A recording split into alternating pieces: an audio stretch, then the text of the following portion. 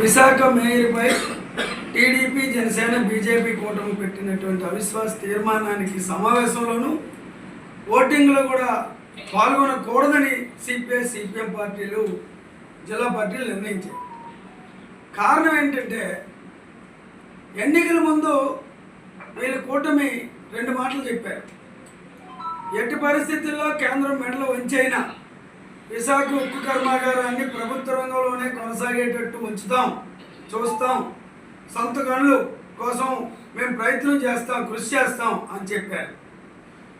Janasena party అధినేత పవన్ కళ్యాణ్ గారు అయితే గత ప్రభుత్వం హయాంలో 15 రోజులు టైం ఇస్తున్నాను, జగన్మోహన్ రెడ్డి గారు ఆలోచన చేసుకోవాలా, నేనే స్వయంగా రంగంలోకి దిగి తాడోపేడో తేల్చుకుంటానని చెప్పిన పెద్ద మనిషి ఈరోజు ఏమయ్యారనేది మేము ప్రశ్నిస్తున్నాం.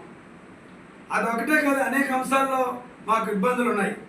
సిపిఐ సిపిఎం పార్టీలకి విశాఖ నగర ప్రజలు నమ్మి అన్ని పార్టీలకి ఓట్లు వేశారు. మెజార్టీ మీకు వచ్చింది, వైసీపీకి మేయర్ అయ్యారు. కానీ ఈరోజు ఏం జరుగుతుంది? కనీసం మంగళవారం బుధవారం సంతలు జరుగుతుంటాయి గ్రామాల్లో. ఈ సంతల్లో పశువులు కొనుగోలు చేసినట్టు చేయడం చాలా బాధాకరం. మిమ్మల్ని ఎన్నుకున్నటువంటి ప్రజలు సిగ్గుతో తలదించుకోవాలి. ప్రజాస్వామ్యాన్ని అపహాస్యం చేస్తున్నారు. ఇది చాలా దుర్మార్గం.